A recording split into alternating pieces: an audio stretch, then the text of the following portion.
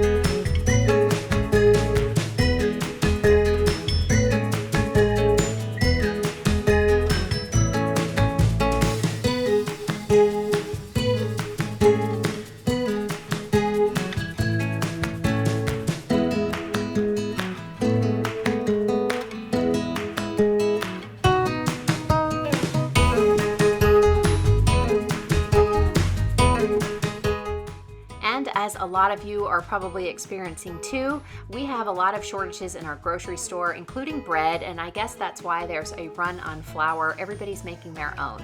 And fortunately, we do have a bread maker. I've had this, it's from Williams-Sonoma for probably over 20 years, and I'm so glad that I have it because it makes bread making super easy as long as you have all of the ingredients. I will put a link in the description box to the recipe that I used. It's from King Arthur flour. It could not be easier, and like I said, if you have the ingredients, you can put together bread in no time, and the machine does all of the work for you. So I'm going to get this going so that tomorrow morning we have fresh bread.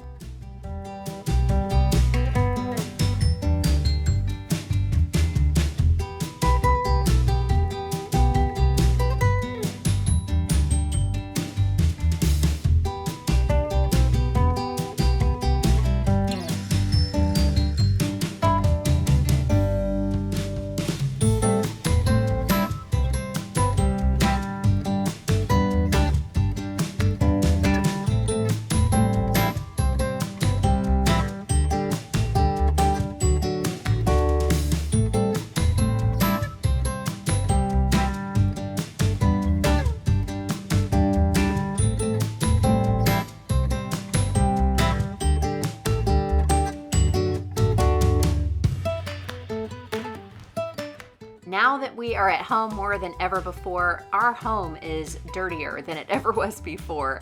If you are experiencing that, please let me know in the comment section. I will be coming back soon with lots of cleaning motivation for you guys. When I was filming this video, I just decided to take a little break, give myself some grace, and just enjoy doing some fun projects at home. And I am doing some essential cleaning, like cleaning up the kitchen after cooking and things like that. But otherwise, I'm just trying to slow it down a little bit and give myself some grace. So I hope that you will find that you can do that as well. I also filmed this right before Good Friday and Easter Sunday. So I was trying to get in the mindset of observing that really special celebration. And even though it's going to be really different this year, we can't gather at church like we're used to, we are still going to be doing it here at home and watching an online service both for Good Friday and Easter Sunday. You'll be watching this video the Monday after Easter, so let me know how you celebrated with your family. I'd really love to know. I bet you guys had lots of creative ideas for how to make Easter really special this year.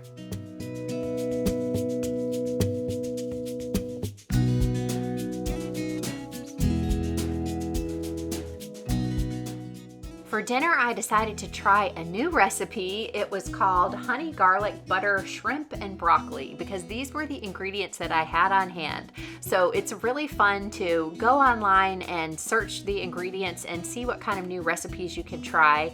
So I will have this one linked in the description box if you guys want to give it a try. We enjoyed it. I would probably tweak a couple of things. When you make the marinade, you are supposed to set aside part of it, as the sauce. And so you add some cornstarch, and I would say that that probably needs to be increased a little bit to make the sauce a little bit thicker. I always substitute coconut aminos for soy sauce. So if you can use soy sauce, that would probably taste better. We do that because my son can't have soy. So maybe that adjustment made a difference in the recipe and I need to tweak it a little bit more. But if you guys have these ingredients and you want to give this recipe a try, I think it's worth it. It was pretty good. And I served it over some brown rice that I made in the Instant Pot.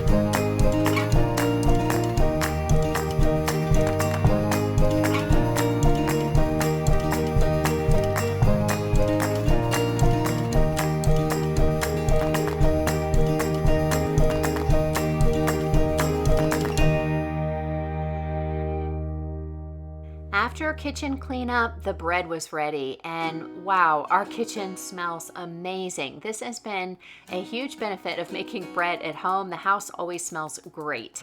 And this recipe probably tests the limits of my bread maker. It was so tall, it was almost popping out of the top, but it was perfect.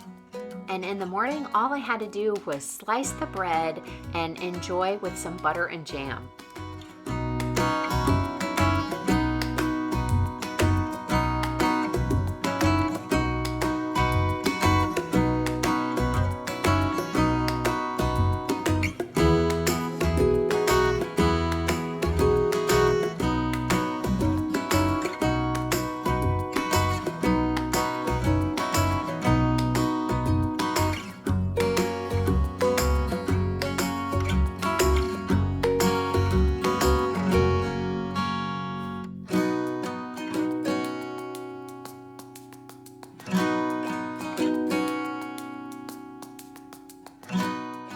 After breakfast, I was ready to complete my mask project, and so I found these instructions online. There are tons of them, so no matter what materials you have on hand, there's a way to make a face mask.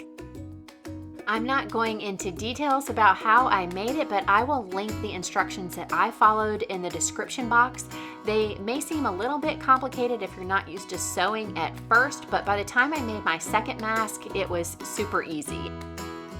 We had some old N95 masks that we bought for a home project years ago, and we saved the extras. We just had 4 for an event like this. Kyle was in Boy Scouts and he made an emergency preparedness kit, and this was one of the things, an N95 mask, that was on the list. So we had 4, we stuck them in the box and just completely forgot about them. Now they were a little bit old, the elastic was worn out and things like that, but from what I understand, the actual filter could still be useful. So I made this type of mask so that I could slide those in as a filter, and they can be worn with it or without it, depending on what the circumstance is. I decided to make ear loops instead of ties that go around the head for this project because I had just a little bit of ribbon. That worked great, and I was able to make do with what I had, and you can adjust these to each person. So I will show you how this works.